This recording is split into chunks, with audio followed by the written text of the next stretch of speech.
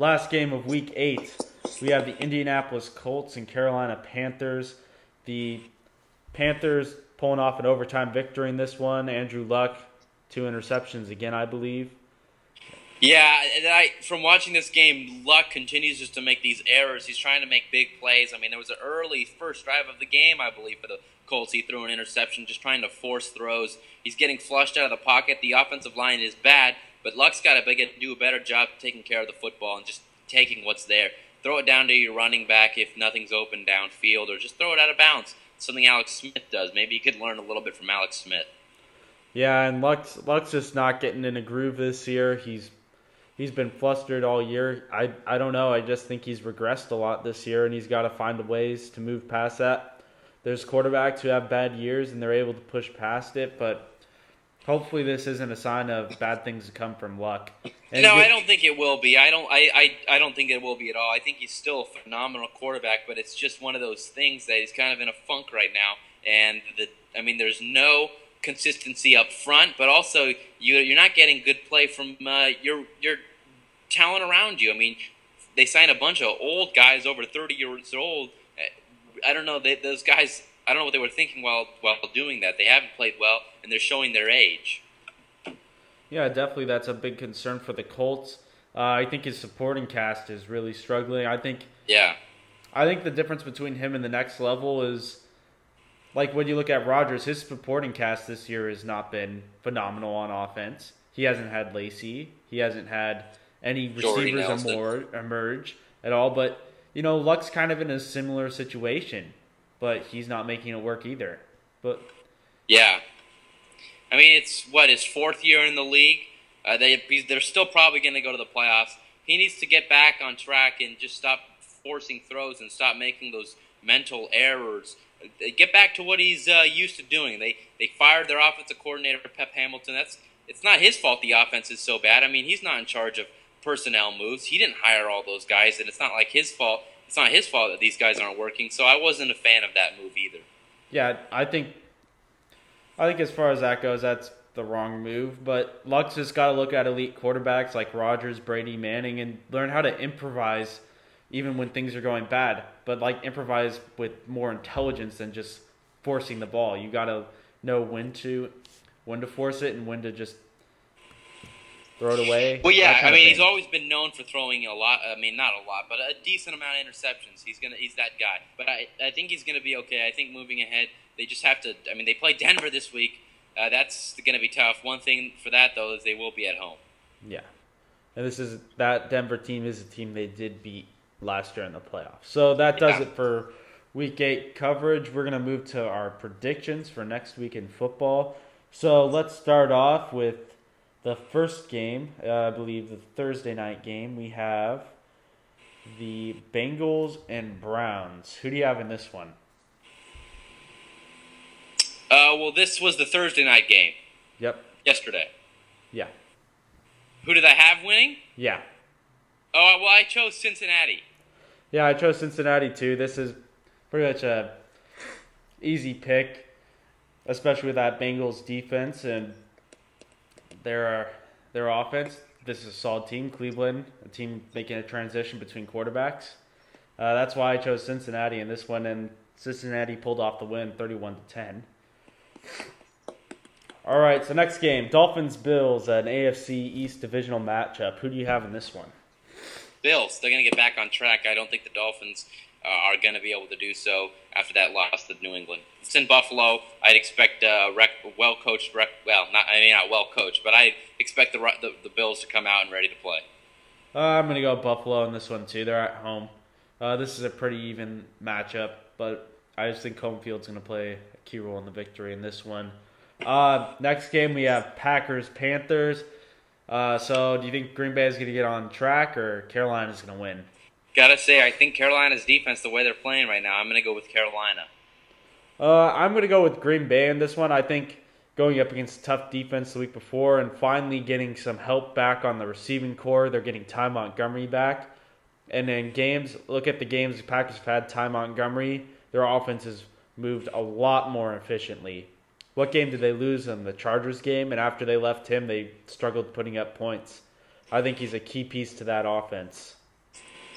Yeah, but my thing here is just the way the cornerbacks for the Panthers are playing. Josh Norman and Charles Tillman, they're playing similar. Not as well. I mean, actually, you could argue Josh Norman's the best corner in the league, but they're playing aggressive. They're playing a lot of man. That's what they use, or that's what the Broncos use to defeat the Packers.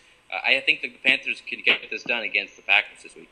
I just think Green Bay has an edge in this one going up against a tough defense the week before, and the fact that Carolina doesn't have as great a pass rush as Denver. That really helps out Rodgers. And the Packers defense, they're not going up against as tough an offense. I'd say Newton's good, but the running game hasn't been as much a factor for Carolina as it's been for Denver. Well, I mean, I think Carolina runs it more than any other team in football. They're definitely not going to sit back and throw it 40, 35 times a game, but Newton is definitely capable of beating teams with both his arms and his legs. The way they're winning football games by running it. I think they'll, Green Bay started off early doing a good job preventing the run, but I think the last few games, last week I'm not sure exactly what the rushing stats for Denver were, but I think Carolina will win. I think it'll be close. It'll be low scoring. I don't think it'll be a shootout. But I expect Rodgers to get back on track.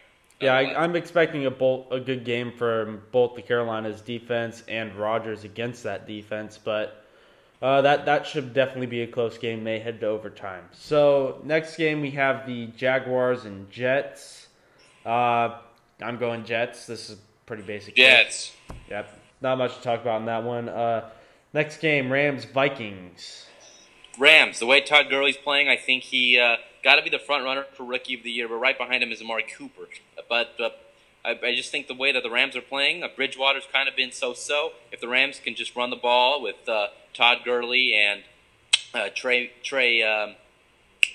got his name.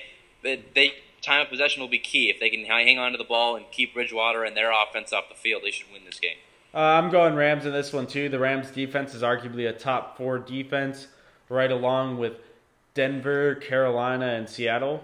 I think this Rams defense has proven itself this year, and I think they're going to shut down Bridgewater and Peterson on that Vikings offense. Yeah, when you have guys like Nick Fairley and Robert Quinn, Aaron Donald, you got a lot of talent up there, up front. Yep. So next game we have the Redskins and Patriots.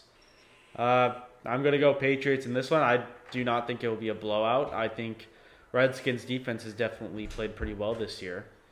But they just don't have the offense. They just don't have the offense. Yeah. They're not going to keep up with Brady. Yeah, I agree. It's in New England, I believe, right? Yeah, it is in New England. So that's going to be that game. Next game, Titans-Saints. Who do you have in this one? Saints. The Titans, unfortunately, just not going to get it done. Mariota will start this game. The way the Saints are playing right now, I expect them to be fully ready for this. Yeah. I'm expecting the Saints to be pretty good in this one, too. But I think it all comes down to the Saints being on a roll and then the Titans just kind of struggling. You're going to have Mariota maybe coming off an injury. If I were the Titans, I'd rest him another game. This isn't a game to put him out there and risk him. Exactly. There's no need to rush him back. Yeah. So moving on to the next game, Raiders-Steelers. I'm going Raiders in this one. Raiders are on a roll. Derek Carr's been phenomenal this year. This is a Steelers team, a little rusty with Roethlisberger just getting back in it. But this is a good defense they're going up against. Yeah, this should be a close game. This goes back to Raiders-Steelers rivalry from the 70s, so this should be a good game.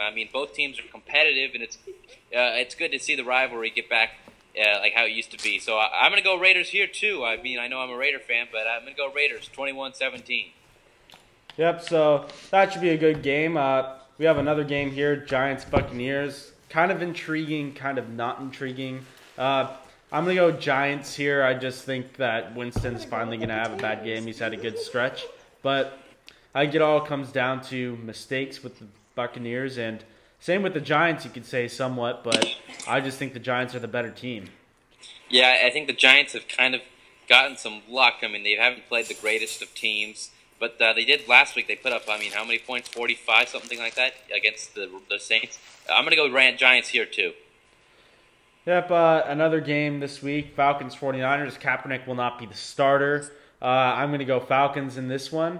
I do not think that move is going to pay off for the Niners because, as we all know, Blaine Gabbert has shown that he is not a good quarterback at all. Yeah, I'm going to go Falcons too, and my bold prediction is that they'll put up at least 500 yards of offense, total offense. 500 total yards of offense, but only 27 points. Let's say that. So, moving on to our next game, we have the Broncos and Colts. I'm going Broncos in this one. I think I'm going to say, how many yards do I think Luck will put up? I think he's going to put up about 100 yards and throw 2 picks, no touchdowns. I think it's going to be 22-3. Yeah, Denver leads the league in interceptions. I think Andrew Luck has thrown the most interceptions of quarterbacks who fit under that category. So yeah, I'm going to go Broncos here. They'll stay undefeated. Next game we have Eagles and Cowboys. Cowboys at home in this one. Who do you have? Eagles without Tony Romo. I mean, this offense. They signed Matt Castle. They plugged him in. He's just another walk in the park quarterback. He's not going to be anything special. So Eagles. Yeah, I'm going Eagles in this one too. Cowboys just not moving the ball offensively. So, last game, the Monday night game, we have Chicago and San Diego. Should actually be a good game for a Monday night. 2 evenly matched teams. I'm going to go Chicago in this one. I just think that this is a team that's been in a couple of close losses lately, and they're a team that definitely seems to be on the rise as far as production. Yeah, I'm going to go Chicago here, too. They lost a tough one to the Vikings last week. The Chargers lost a tough one, too, but I'd expect the Bears, to get back and get into rhythm again on the road against the Chargers. Yeah, it looked like we were pretty close on all those predictions this week. So that's going to do it for this week's episode of the Pieczynski and Kerns Sports Show. Thank you, Matt, for being on the show. And Ben, thanks for having me. Thanks to the viewers for viewing this. Subscribe. All right, guys. Later.